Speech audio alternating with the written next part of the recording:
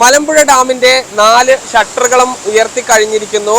ഇതിൽ 111.15 മീറ്ററാണ് ഇപ്പോഴുള്ള ജല എന്ന് പറയുന്നത്. അത് പരമാവധി ജലസംഭരണ ശേഷി എന്നുള്ളത് 115 ആണ്. അത് 115 ആകുന്നതിന് മുൻപ് തന്നെ ക്രമീകരിക്കുക എന്ന ലക്ഷ്യം വെച്ചുകൊണ്ടാണ് ഈ ഡാമിന്റെ ഷട്ടറുകൾ ഉയർത്തിയിരിക്കുന്നത്.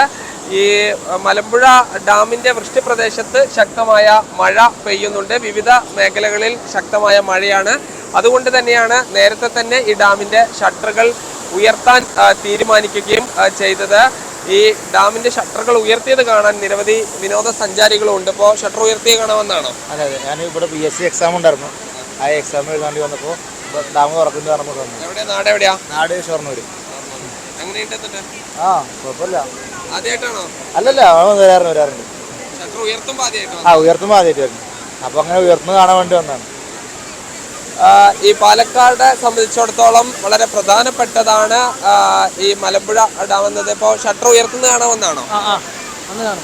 എവിടെയാ? നാട് എവിടെയാ? ഈ ആദ്യമായിട്ടാണ് ഈ ഉയർത്തുന്നത് നേരിട്ട് കാണുന്നത്? ഇപ്പൊ നിങ്ങളുടെ അങ്ങോട്ട് ഈ വെള്ളമൊന്നും വരില്ലല്ലോ അല്ലെ?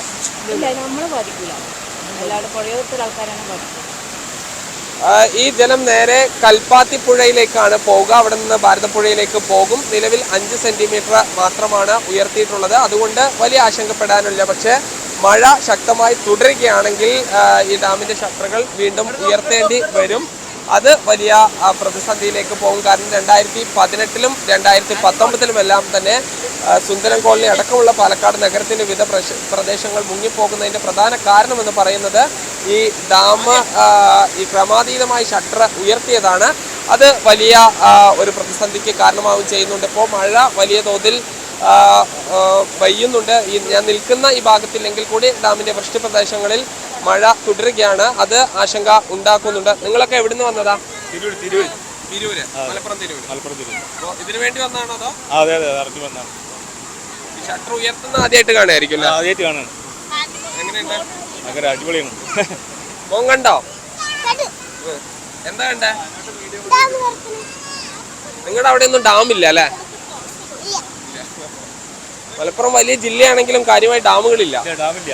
നമ്മളൊരു ഈ പുഴയുടെ എൻഡിലാണ് നമ്മൾ താമസിക്കുന്നത്.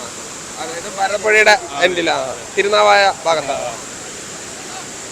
പാലക്കാട് നിങ്ങളെവിടെ? തിരൂർ തന്നെയാണോ? എങ്ങനെയുണ്ട് ഡാം?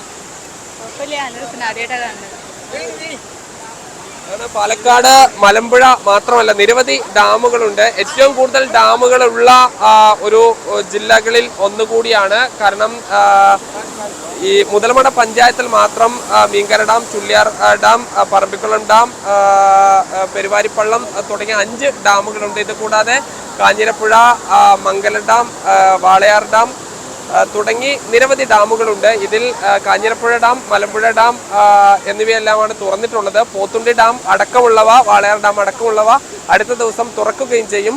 മഴ ശക്തമായി തുടരുകയാണെങ്കിൽ ഒരു പ്രതിസന്ധി ഉണ്ടാകുമെന്നതിൽ സംശയമില്ല. പക്ഷേ ഒരു സുരക്ഷാ മുൻകരുതലിന്റെ ഭാഗമായി മാത്രമാണ് ഇപ്പോൾ ഡാമിന്റെ ഷട്ടറുകൾ ഉയർത്തിയിരിക്കുന്നത്.